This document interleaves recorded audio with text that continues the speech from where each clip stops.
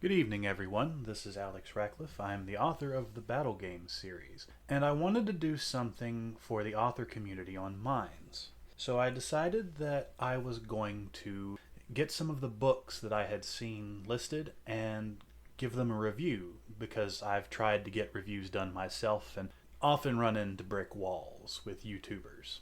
I understand not wanting to pay for a review, and I'm probably not going to accept money for reviews.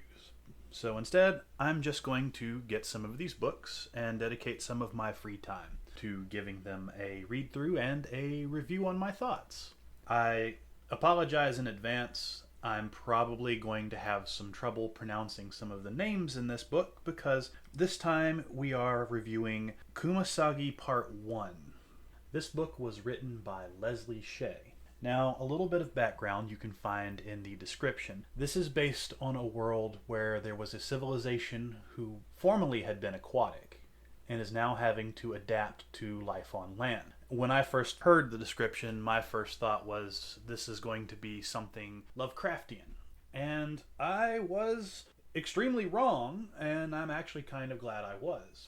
So, the people in the book are close to human, but not quite. You begin to connect with them like they were human, but you are frequently reminded that they're not by small snippets within the book. The book centers around three main characters. I'm going to try to pronounce their names, though I may be doing it wrong. There's Najat, who is referred to as the Kumasagi, which the book is named after. He is sort of the second tier to the religious leadership of the city they live in. There's his brother Jian, who is an explorer and a naturist. He feels like a Teddy Roosevelt type character. He's actually probably my favorite character in the book. And the third and final main character is Asta, who is Jian's wife, but she also shares a connection with Najat. Now, I don't want to ruin too much with this book. A lot of this it's well written, but it's also really interconnected, so I don't want to get into major spoiler territories.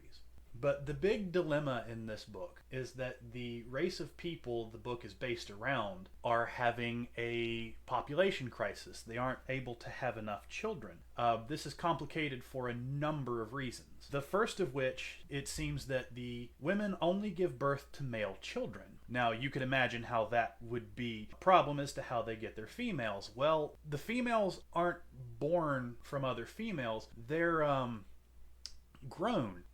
They are grown in what seem to be pods that inhabit various beds of water. There's a little information in the book about the process, and it seems to be connected to where the people shed their skin. As at a point in the book, they talk about trying to keep the stock of this particular lake pure by not allowing outsiders to shed in the lake. This actually leads to some interesting traits among different peoples born in different areas. Asta, who is born of the lake where the story takes place, has a gray coloring with, I believe, white hair and silver scales at her wrists and ankles and navel. The book describes the people in it as they look pretty much human, or at least from what I could gather. So it's easy to relate to them.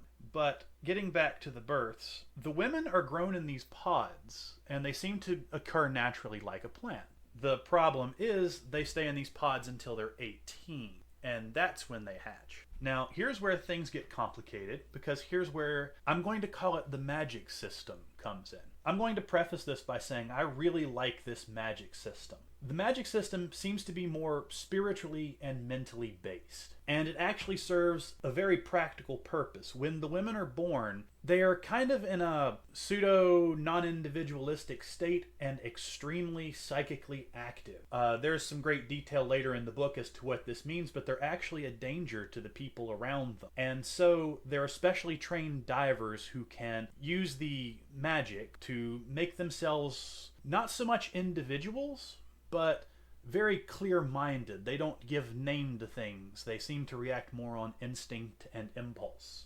Anyway, the women are born, and they have to be guided to a woman who has been trained how to basically impart individuality onto them, to make them more focused. And then they have to go through, it looks like about a year to 6 months of training on how to talk, how to work, the various aspects of their lives that they're going to have to perform. And this is all done by the church. I call it a church for lack of a better term. So their religion is not so much a religion as an actual fact in their world. Their souls are actually given to them by their deity. And it's only the mystics who seem to be able to see them when they're released from their sky god. And it is them who have to go out and retrieve the newborn women. And it requires a lot of training, and you do get an impression of just how dangerous it is. Now, I do just want to touch a little bit on the magic system. The magic system is one of my favorite magic systems I've ever read because it's not tremendously overpowerful. It's not something that's kept in secret. It's something that's necessary to the survival of their species. But it's also physically taxing, it seems. The Kumasagi, or Nagat, who is basically the second in command at their church, or the male second in command, as there is a female side which tends to deal more with birth and children, and the male side which tends to deal more with death and more spiritual aspects. Well, they have to work constantly meditating, building their mental fortitude, and being able to detach themselves from pain and detach themselves from the self in order to properly utilize their powers. And even in their daily lives, they will often have to utilize to shield their minds. And there are parts where you can see what a failure to be able to do this is like. And it's one of the things that makes it so good for me. It's a magic system that has a cost, but it's also necessary. It's woven into the fabric of their society. And I really wish I could go into more detail on it, but so much of the book is tied into this. Now, I do want to touch on one final thing, and that's the pace and tone of the book.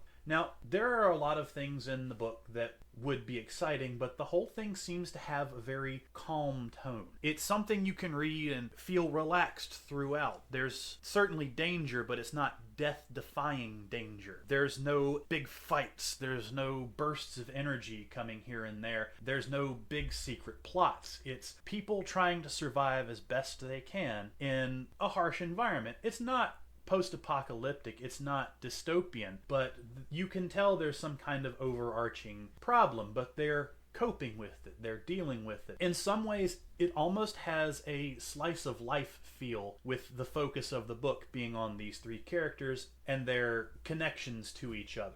All that being said, I would recommend this book as a good, soothing read, something to pull up a cup of coffee and sit and enjoy. Possibly, if you're not good at diving straight into something, have a small notepad to remind you of what certain things are, because you dive into the deep end with this book. There is a lot to the society of the people in this book. They have a lot of honorifics and things that they do that really lends to the culture aspect of the people in the book. But it can be a little daunting at first. So my advice is to just stick it out. It's repeated often enough that you will figure everything out, but it's complex enough to be interesting to the very end. And with all that being said, in my rambling review, I would like to say thank you for your time.